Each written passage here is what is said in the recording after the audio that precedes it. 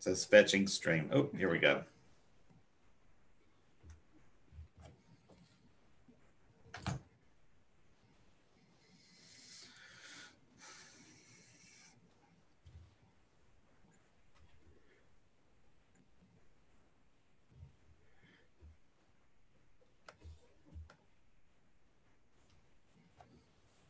And we are live. I'm going to give a couple minutes for everybody to jump on. Just announce that we're live. Yay.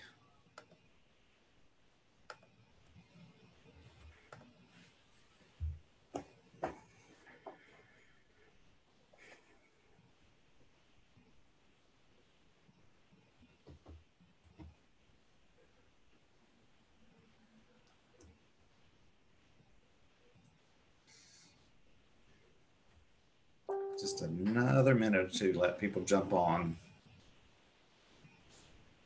so they don't miss anything.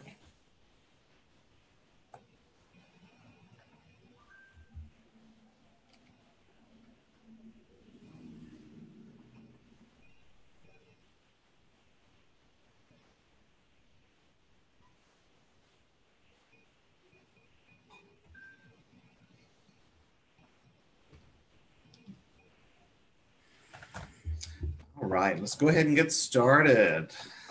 Hi, everybody. Thank you for joining us tonight on Ghost Education 101. Tonight we have one of our educators, Heather Leigh Landon. She's going to be sharing her presentation on non-technical paranormal investigation tools. But first I want to say thank you all so much for your support and for sharing our group and helping us get the views on our live streams. We really appreciate it. We've got over 2,000 views on our last live stream, and that's pretty good for us just starting out. So please, please keep sharing with all your friends. We really, really appreciate your support. And if you have any questions during the presentation, just put them in the chat with a big question mark, and I will keep track of those during the presentation. But let me introduce Heather. Heather earned her PhD. Yes, we have really intelligent people as our educators. PhD of philosophy in metaphysical humanistic science, specializing in paranormal science. As a part of earning her degree, she was certified as a paranormal investigator and as an EVP technician. Heather is also a member of the International Paranormal Bureau of Investigations and Research. She's a member of the Paranexus Anomalous Research Association, which I'd like to know more about. She's also an author with upcoming books to be released next year, which we'd love for her to give us a little talk about, tell us what she's got coming out. And Heather is the co-host and content provider for the podcast Touch of Magic, which is about magic and the paranormal. And you can find the podcast on iTunes and on Spotify. So I'm going to hand it over to Heather and let her do her thing. Well, hey, everyone. I'm so excited to be here, and I'm glad you're joining us. And then just to touch on the books real quick, I am in the process of working on a haunted history book covering all of the ghost towns in Nevada, as well as the first book I'm hoping to finish in the next month is about protecting yourself against the paranormal, which includes everything from psychic protection to actual physical protections, and then also how to protect your team as a whole. And then just some other books on, the other one that just came to me today was going back to the basics with paranormal research and using the scientific method in the process. So with that said, like I said, let's get started with the non-tech paranormal equipment and investigation techniques. Let me get my screen share on for you. It says you disabled my screen sharing, Philip. Okay, how do we do that?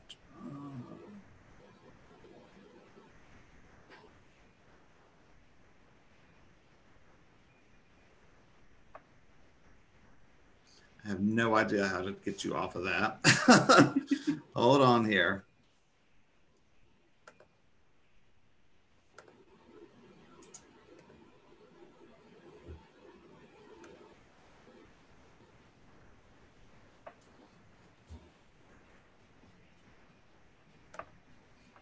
How about now? Yay, there we go. Okay. Sorry about that.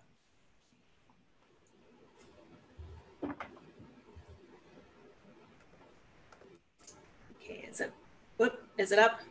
Yes, there you go. Perfect. Okay.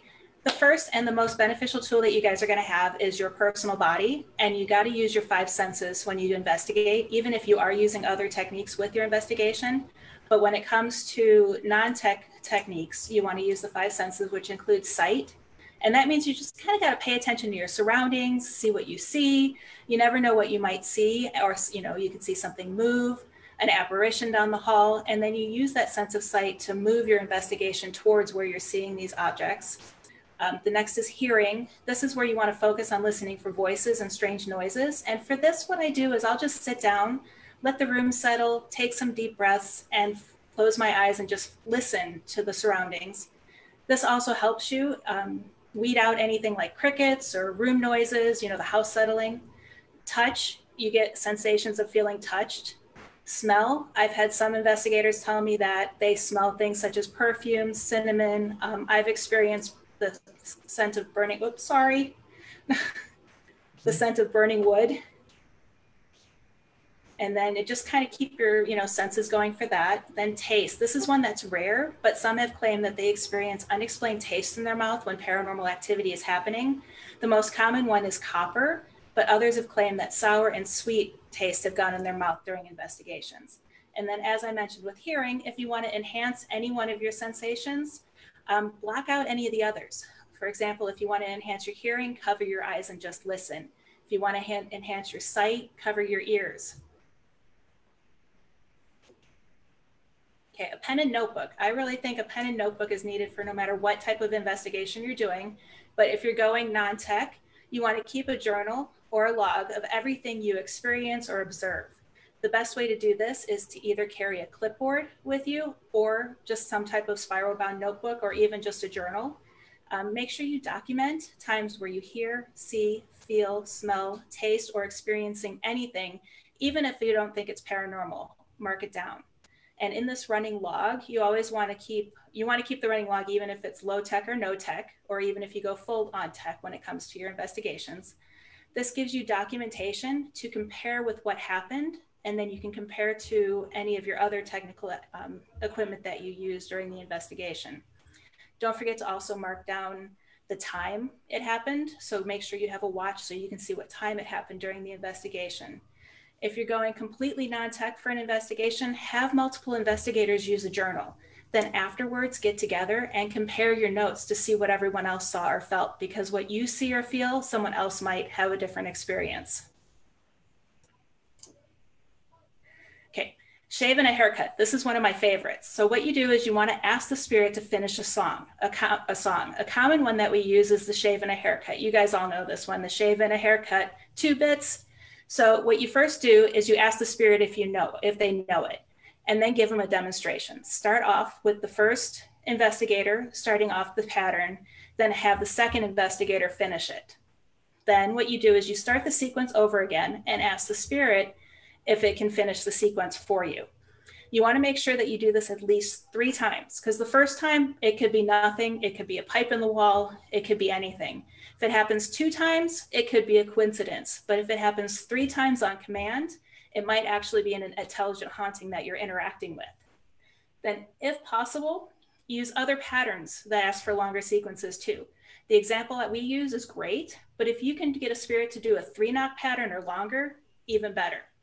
Okay, so, and like I said, you do not have to use this example. You can use any type of knocking sequence or pattern. Be creative and make something up and make it fun.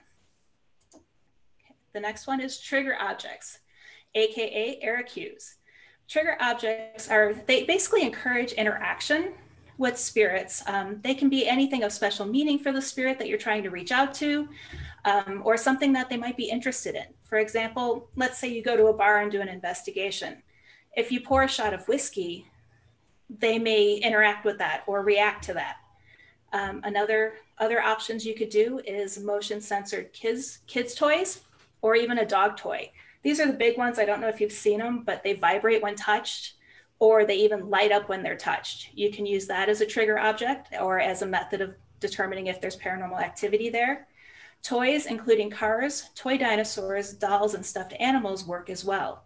For example, my son, who goes with me on investigations, we went to this one location where there's known to be a child haunting it or roaming around. And so what he did is he set the toys up and invited the child to come play with him. And we really didn't get any interaction during that one, but it was just thinking outside the box to find something that fits with the investigation that you're doing. Another way is beach balls. This is a common one where you get a big beach ball. But the only issue with this is you need to make sure that that floor is flat and there's no draft that could blow it around. The best way I figure out if there's a draft or not is I'll use a candle. Sorry, my cat just jumped on me. So sorry. Chasing the spirit through your room. Oh, okay. Anyway, I use a candle or a feather to check for drafts. If you light a candle or even a match, if you light it, you can see if it's how it's flickering and how it's moving.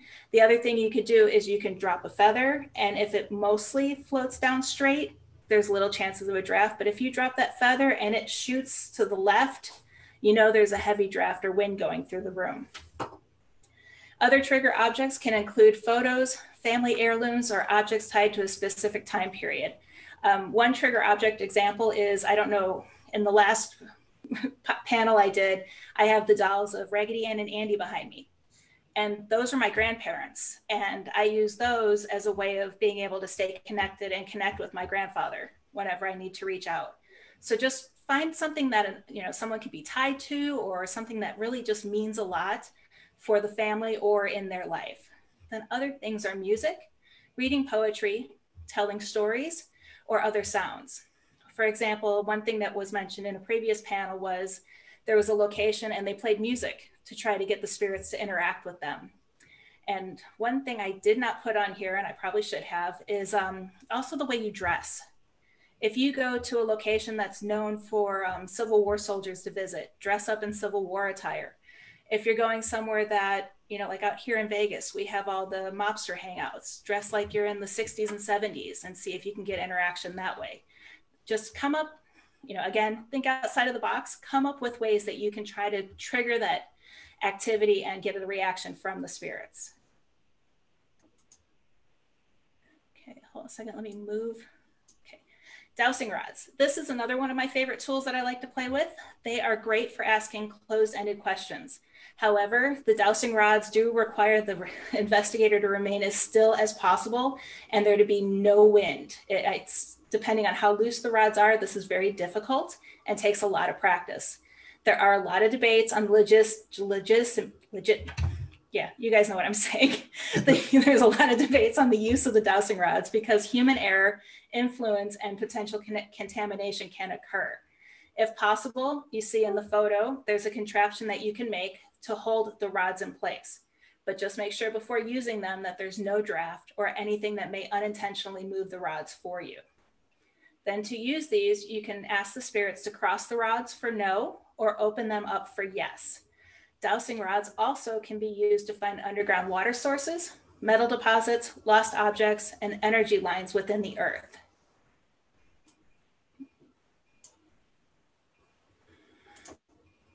Okay, baby powder. This is a fun but messy one. It can be used, I also have heard of people using flour. It can be used a few different ways during an investigation. You can sprinkle it, like say you have a hallway. You can sprinkle it in the hallway to see if there's any footsteps. And that's for footsteps of the paranormal as well as human footsteps. So if you're trying to do an experiment that you don't want contaminated by any human influence, just sprinkle a little bit of baby powder and then you have confirmation that nobody made it across to contaminate the actual experiment you're doing. Another way to do it is to place it on a cookie sheet with a trigger object. Now this goes back to that dinosaur. You place it down, sprinkle it on there and set the dinosaur on there. And then you can tell if it's been moved or any other type of activity that's happened around the actual trigger object you're using. Then another thing that you can do is place it on a mirror and ask the spirit to write in the powder. It's very rare that you can get them to do that, but sometimes that can work to, or even, just have them move the powder on the mirror. Okay. I call this my crunchy security alarm. You can basically, the only thing I could think of to use is potato chips or cereal, but you can use anything that will crunch when stepped on. And you can, again, use the cookie sheet to see if that works, but cookie sheets are kind of small depending on the size you use. So if you want to do it in a large area, you need to, where footsteps are heard or apparitions are spotted, I would suggest placing down a plastic sheet and then spreading the chips or the cereal all over it. That makes it easy for cleanup at the end. But if you put a digital voice recorder or even just hang out in the room, if something steps on that, you'll hear that sound as entities or, walk over them or interact with them.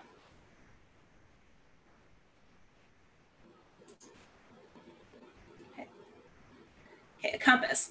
This one, you can use similar, it also helps to have one with you because if you're investigating a forest or, it helps you find your way back to your car.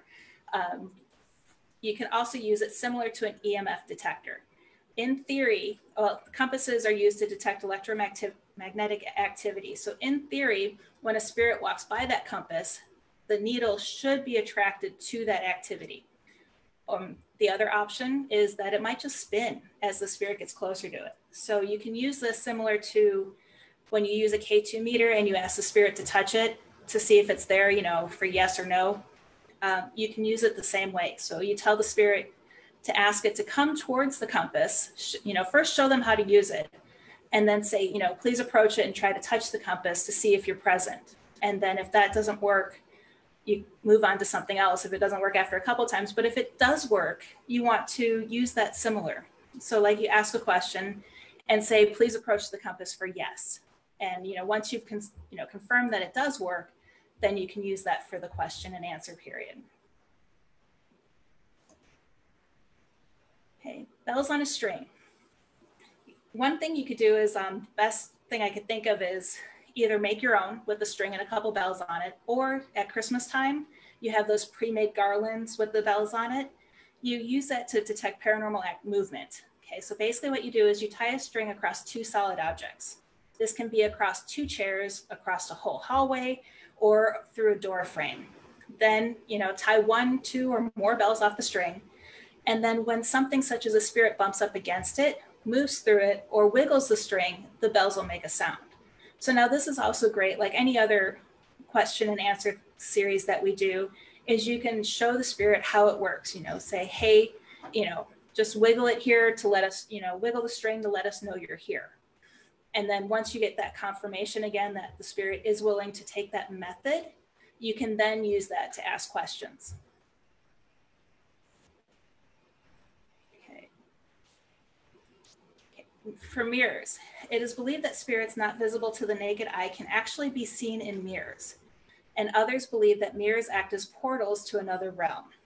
Either way, these are a great tool to use during your investigation. One thing that I like to do is you'll place a big mirror and have it on the wall so it's facing where the paranormal activity is supposed to occur. So basically the rest of the room where the rest of your team is at.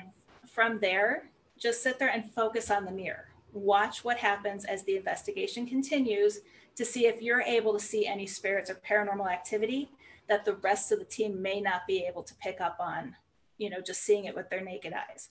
So that mirror is a great way, the reflection, is a perfect way to do that. Another way you can do it too is if there's a mirror, or not a mirror, a window in the home that has a great reflection of the rest of the room. Okay, turkey thermometer. This one, basically there's no need to get fancy when it comes to your digital thermometers.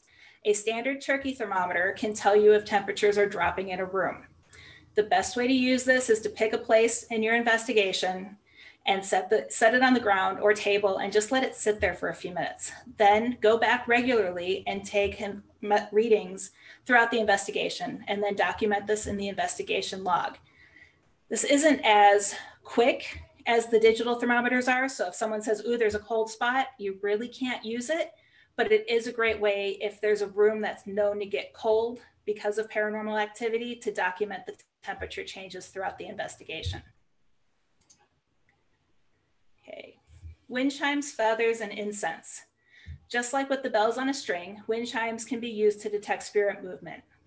They can also be used to detect drafts in a building. So basically you just find places to hang them. If there's nowhere to hang them, you can easily construct some type of stand to hang them off of. And then as mentioned before, feathers and then lighting incense can be used to detect drafts and air movement during an investigation. These are all good things to use before you start your investigation, because then you can go through room by room and say, okay, this room has a draft, this room does not have a draft, and you can document that so you know, almost like your baseline readings. These are the way to take your non-tech baseline readings in a home. Okay. Styrofoam peanuts, styrofoam, and you can use the peanuts or cups.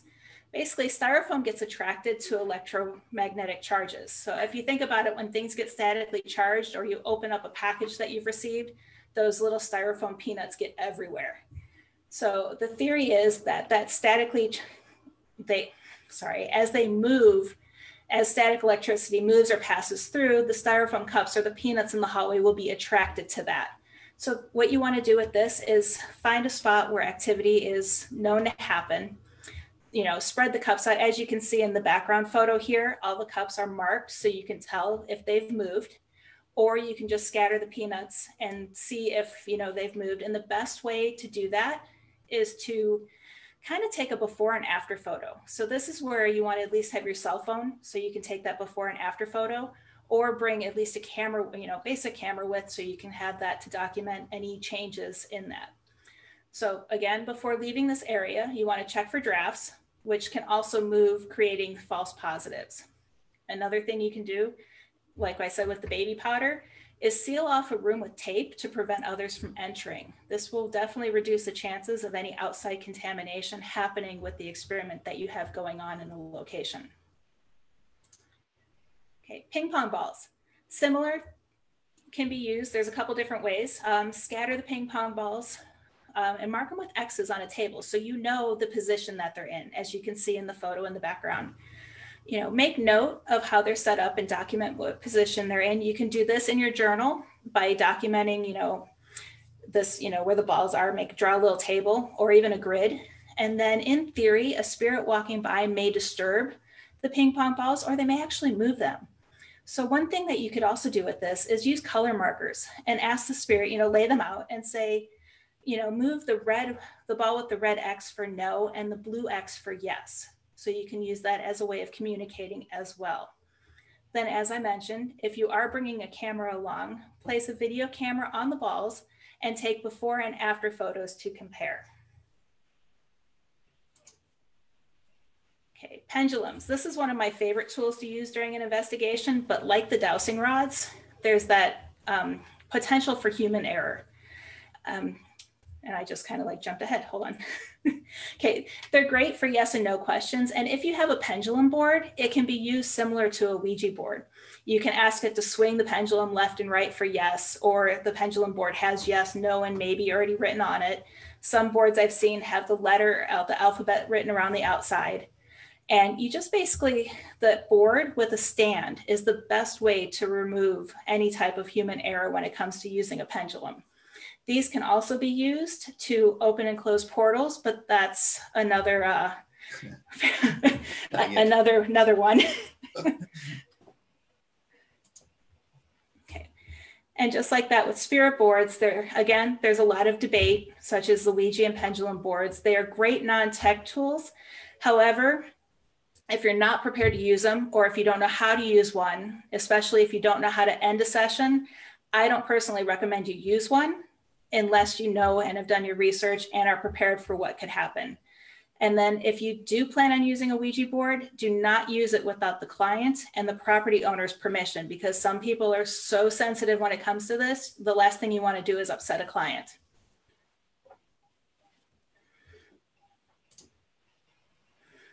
Okay. This one was actually sent to me by Philip. I had to do some research on it.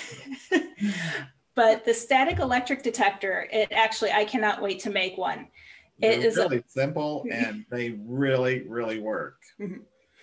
Yeah, I watched the video you sent me and I included the video at the bottom if anyone wants to watch it to see how to make one. But I can't wait to get everything. And you probably already have everything at home to make it. But this basically will detect if a material is charged or uncharged through the static electricity within the object or in the air. So in theory, when a spirit manifests or manipulates the magnetic field, It creates a charge in the static electricity in the air. As a result, in this device, the aluminum inside the jar will separate. So to use, you can ask the spirit to move closer to the device to make its presence known. And then once that's confirmed, the device can actually be used to ask questions and interact with the spirits present in the room. And as I said, you can make your own with the items that you probably already have in your home. Instructions are on YouTube, and it is called Measure Static Electricity with an Electroscope by the Science Buddies. And if I can add, can you hear me? Yeah. The foil, it's two pieces facing each other. And when the static hits the copper wire, those two will separate just like magic, just like fly out like wings, depending on the amount of static electricity. Okay. Yeah. I need to make one. After I looked more into it, I was like, oh, that's cool. Okay, string on a door.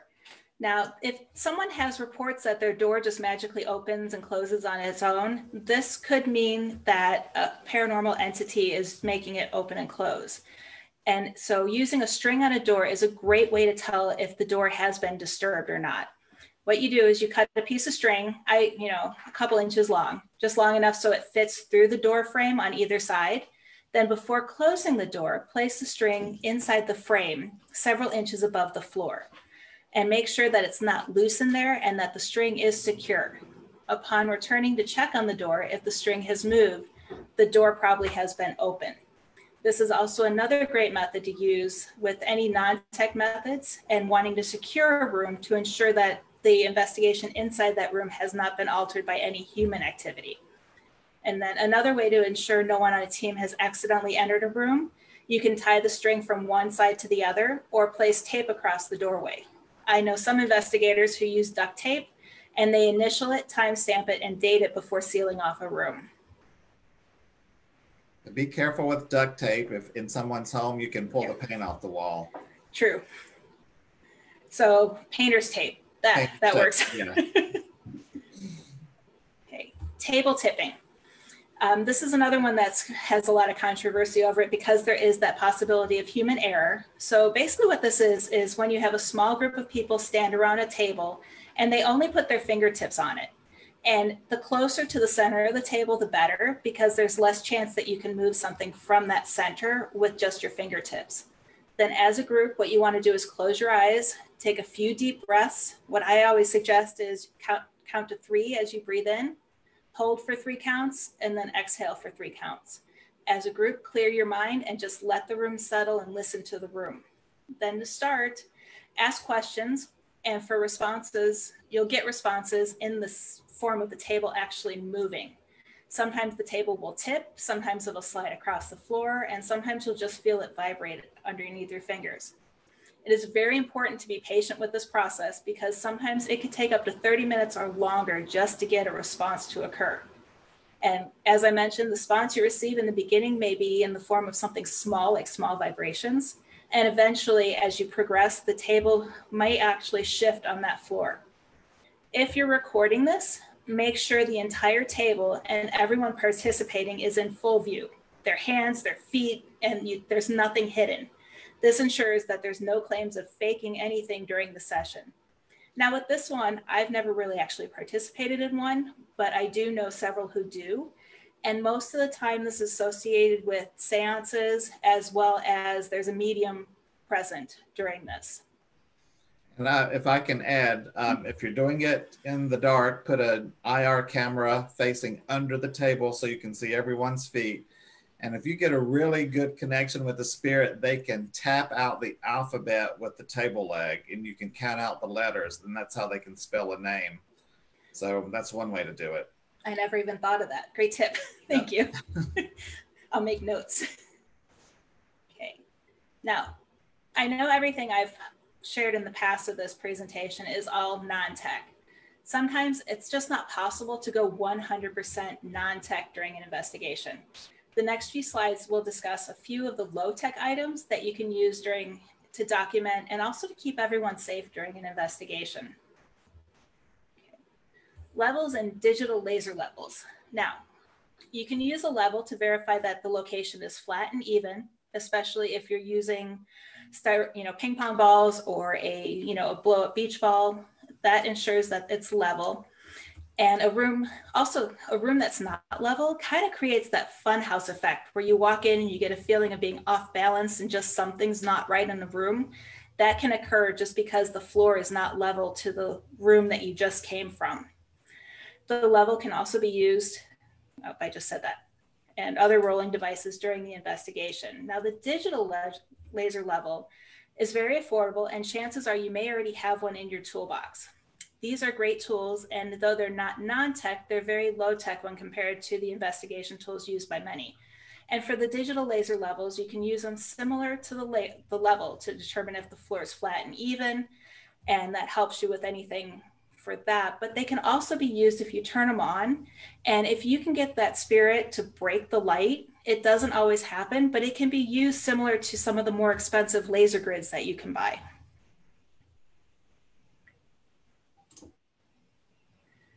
Okay, flashlights. Now, everyone should have a flashlight on them regardless of what they're investigating. These are important not just for safety, but also they can be used as a tool. So every paranormal investigator should have one in their kit. I actually think I have 5 in mine right now. Since you have to bring them along anyway, use it to communicate with the spirits. You can set up multiple flashlights, label each one, and ask questions. Just make sure that you demonstrate to the spirits how they can be used to communicate with you. So for example, put a big red X on one for no, put a big green circle on another for yes, or you could even color code the different flashlights. I know some people who use different types of flashlights, like they'll use the white light, the blue light, the red light, and the actual flashlight is its own light color. And they use that to communicate with the spirits. And that's what I have as one is red for yes, one is blue for no. And I also have yes and no on the flashlights because you have to think you don't know if maybe they're colorblind, maybe they can't read. So like you said, also the shapes like a circle or a square or a diamond, that's also a great tip. I just learned that. Thank you. Yeah, and I noticed the shapes are also a great way to do it if you're communicating with kids who might not know how to spell, but know their shapes at least. True. So, okay, digital voice recorders and video recorders. If desired, you can still bring these along for low tech, mostly because you want to still document everything that you have. You never know what's going on. So if you do have a video recorder or a digital voice recorder, bring them with. You can just, set it up. So if knocking happens on command or a possible EVP happens during the investigation, you have that on audio. If a trigger object moves, you have it on video. The recorders you choose to use do not have to be expensive. I mean, I don't have it near me right now, but I have a keychain. It's probably about that big. And it's an audio recorder. And I usually have it on me at all times just for my safety. So it's always recording. But you can use something like that just to record any possible audio that happens during the investigation. Just make sure that during that time, if you are recording, that you're still stating out loud what and when you see, feel, hear, smell, or taste something, because the digital recorder is not going to pick that up. Okay, and this can, as I said, this can also be used to back up your investigation journal. You can listen to the audio and watch the video for proof of what happened during the investigation, and then cross-check that with that journal you started.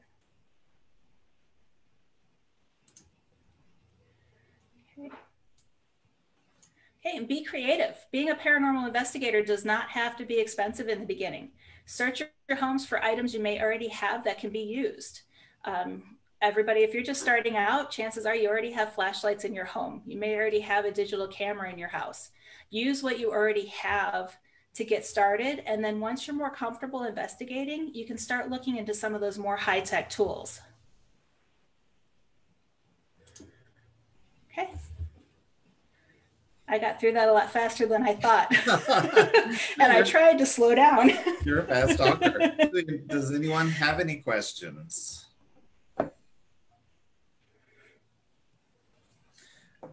But someone did say, Oz Paratech, when you were talking about putting the things on the floor for it to check for impressions, they said they use aluminum foil, which I'd never heard of. That it would work, especially if you wrinkle it up first, I would think, because if you just lay it out smooth, I don't know if that would, but that's something I definitely would have to check into and try. Yes, I'm curious about that one myself. And then Cheryl had mentioned wind chimes, and then right after she mentioned that, you brought it up. So the first thing that comes to my mind is you save a fortune on batteries doing some of these things. Yes. I mean, Yeah, that's worth it right there in itself, because we spend, our retirement funds on batteries to right. go to investigations. Yeah, and it makes it to where you can still conduct an investigation without having to go out and spend thousands of dollars. Yes, You can still exactly. go do something that helps people and that also helps you learn more about the field before you, I don't know, sell your third child. Yeah. You know, Cash in your 401. But right. also, there seems to be a chance of a lot less false positives with some of these types of things than with our gadgets that light up and blink and buzz. And Yeah. I mean, these are real environmental detection type things. Right. Yeah. You just need to make sure that you do check for drafts, especially if you're using styrofoam or a ball. You want to check to make sure the floor is level, because Yes. those, and then also the human error. So if you can find ways to take out like the pendulum or not, yeah, the pendulum board would stand, that completely takes out the human error, or the dowsing rod box. Mm-hmm. Yeah, I have a pendulum stand that I use, and we just have everyone place their hands on the board around the stand, and we have had it move at investigations before. Yeah. So there's the whole thing about our idio muscle something contractions that will make it move, and subconsciously will make it move. So take all that out of it and use a pendulum board and hang that thing up there. And it has moved. I mean, it definitely has moved at investigations. Right. And then the other thing, what I started with is, because I don't have my pendulum board yet because I'm picky, is a Christmas ornament stand. Yeah. Will hold the pendulum for you. True. And then you can ask it, write down on pieces of paper, left and right is no, forward and back is yes. Yeah, under my pendulum board, I have a one direction's yes, one direction's no, side to side is don't know, and another way is rephrase the question. Right. So they can answer you that way. A friend of mine, Matthew, who's one of my educators who hasn't been on the panel yet, he had just had a video of his pendulum like almost going at a 90-degree angle. It was wild. I mean, it just like flicked up and just hovered there. And I was like, okay, now that's freaking cool. Yeah. It was also spelling out Zozo, which I'm like, okay, time to run. But anyway, but those things I love pendulums myself. Right. Yeah. I've actually, like I said, it was for another panel, but I've actually used it to close portals, and there, you can detect a portal in a home as well. Oh, depending on how it spins. I got that question today from Linda Dix. Is there any way, this is kind of off topic, but since you brought it up, is there any way to validate a portal? Now, so how can you do it with a pendulum? Because I was under a medium is usually the best way they can pick up that energy, but okay, you just. Yeah, that's the best way to do it. But what you can do is if you hold it, I wish I brought one out, but if you hold it between your fingers and it spins clockwise, it means it's a portal into the house. Okay. And those are the ones you want to close. If it's spinning counterclockwise, it's a portal out of the house. Wow. That's very cool. Yeah. I just learned something. Now, do you know how to close a portal? Yes. Yeah. Could you share that with us? Of course I can. I want to know. Well, with this one, what you need to do is if you find the open portal while you're standing there with the pendulum spinning, you want to just close your eyes, take a deep breath, and go back to the envisioning the white light around you. And then you want to feel just a whole bunch of energy coming up through your feet. And then you want to, once that energy is contained, you want to just shoot it down your hand and down the pendulum. And I've actually done this. And while the pendulum's spinning like crazy, it just drops dead and stops. Wow. And that means it's closed. How long can it take to, okay, can I back up a second? Yes. Can we explain to new people what a portal is?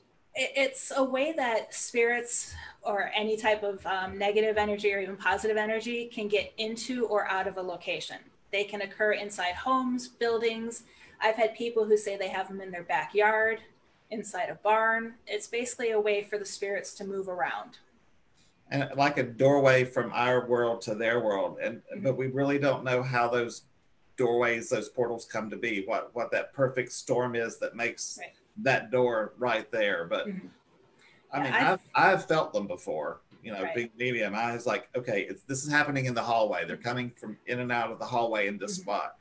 But the pendulum, that's great. Yeah, so I've found most of the activity is near some type of water source.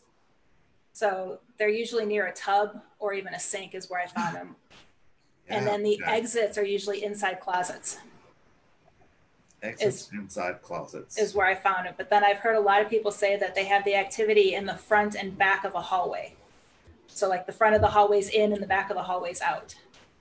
Yeah, this particular client, I knew it was in the hallway, but which was right next to the powder room where there's water. Yeah. Yeah, very interesting. I love learning this stuff. I'm moderating, but I'm learning. So portals. My question was, how long can it take to close one if it's like a really super duper freeway of ghosts? It depends. The one that I actually closed took me 5-10 minutes. So, wow. But I mean, that's a good amount of time. Yeah. And we're actually feeling that was like a mini portal to begin with because the home didn't really have a lot of activity. Okay. So I'm sure if they're bigger, they could probably take longer. Linda Dix, she's wanting to know about the mirrors. Can they turn into portals? I think we talked about using mirrors, but what about using the mirrors as portals themselves? Yeah, they can be. It all depends on what the mirrors were used for and the intention that the person who owned the mirror. That basically, spirits, I personally feel, can get trapped with inside a mirror because that mirror almost records what happens that it sees. But then depending on how a person uses the mirror, whether it was for witchcraft or for summoning something, they could use that mirror as a portal to bring something into our world. We had a case several years ago, and we were investigating. It was kind of like the man cave, but it was outside the house. It was like a big garage.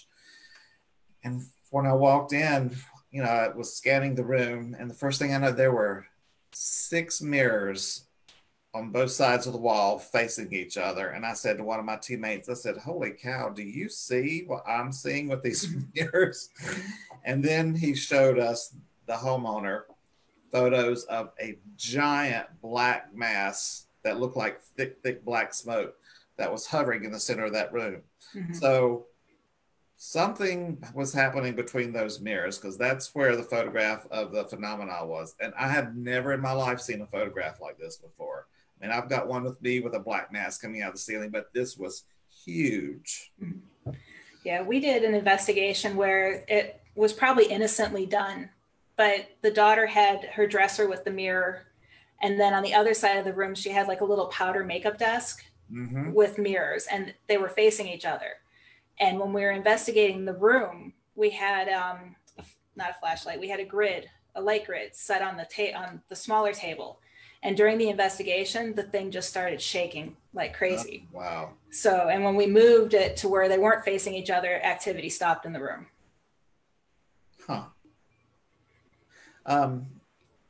Karen was asking about mirrors facing each other. I mean, what I had read was mirrors facing each other, the reflection looking into itself creates an infinite reality, which is like a totally different dimension that can become the doorway. Yeah. Do you have any thoughts on that? That's something I had read years ago about mirrors facing each other. Right. It definitely opens the opportunity to have more doorways in a single space. Is how that's how I view it. I know there's a lot of theories on that, but if you have that infinite doorway, they can, almost like they jump out at one section and then it's easier for them to move to another section, and then they can work their way through. So mirrors that were never been used with any kind of negative or bad intention, is there any possibility of them causing a problem? Or do you think it's always going to be the intention that that's been there. Yeah, I'm a firm believer that anything's possible, Yeah. but also that the intention has to be there for something to happen.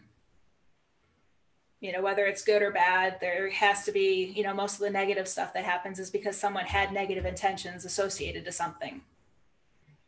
Okay. Oz Paratex said that they have used balloons as motion detectors, and they put bells inside the balloons, blow up the balloons, and if they move, they can hear the bells. Ooh, I'm gonna have to write that one down. Yeah, that's very cool. And I've also, something I've seen is putting glow sticks inside balloons, but I never thought about the bells. But you could see, you know, but then again, you have to be extremely careful to know that there's not any type of airflow in the room. I mean, I even have an airflow meter. They're, you know, tiny little things. You can get them on Amazon that will check for any airflows. They're very, very sensitive in a room, but you don't need that. All you have to do is light incense that you just said. Yeah, incense. You could also do sage. Sage, true, but you don't want to get the ghost out before you find the ghost. So. Right? Yeah, true. But you know, anything that can burn and leave some type of smoke. So, any other questions you have for Heather while she's here? She's educated. She can answer your questions. We're talking PhD here. Next time I'll make my presentation longer so it doesn't go as quick. Well, my husband came out and he's like, he wrote a note on my computer that said slow down. And he came out and pointed at it. And I'm like, I'm trying. I did Lisa Schnorr's podcast the other night. And when I listened back, I thought, dang, I am a fast talker for a Southerner. It's like, yeah. Well, what was it? A couple years ago, I was asked to give a speech on motivation at a conference, and I had a 30-minute time slot. And I got done in 5 minutes. Yeah, that's a little fast. I was like standing like, now what do I do? Well, I could go through some announcements since we're getting close to an hour. If any other questions come up. But on September the 22nd, Lisa Schnorr, the haunted librarian, is going to do a presentation on historical research. Learn how to uncover the secrets and forgotten stories of the past. So that's going to be fascinating because we all need to know our research. And then on October the 7th, finally, we're going to be doing poltergeists, which is everything you wanted to know about a poltergeist we're going to cover. So we're still working on that one. It's going to be a really intense study into poltergeists. So make sure you mark those on your calendar. But if there's not any more, here's a question from Caitlin McAllister. Can wishing wells be a portal? It's water, so I would say yes, because your intention is you're wishing for something, so you're sending that energy into the water, and that could easily be a portal. Yeah, okay, I can see that. There's a well in St. Augustine that the story of two boys drowned in the well, gosh, back in, I don't know how long ago, but I always go to that well really, really, really late at night and take my recorder and my spirit box, and they'll talk. I just want to say, let me help you out of the well. Poor kids. I mean, come on. Yeah, I love investigating St. Augustine. Yes, I'm planning to be there, knock on wood, and no COVID blow up again for, Florida. And first week of November. So if anybody's going to be around, let me know so we can hang out together. Yeah, well, hopefully in 2 years, I'll be moving back to Florida. So. I do love St. Augustine. I love that history.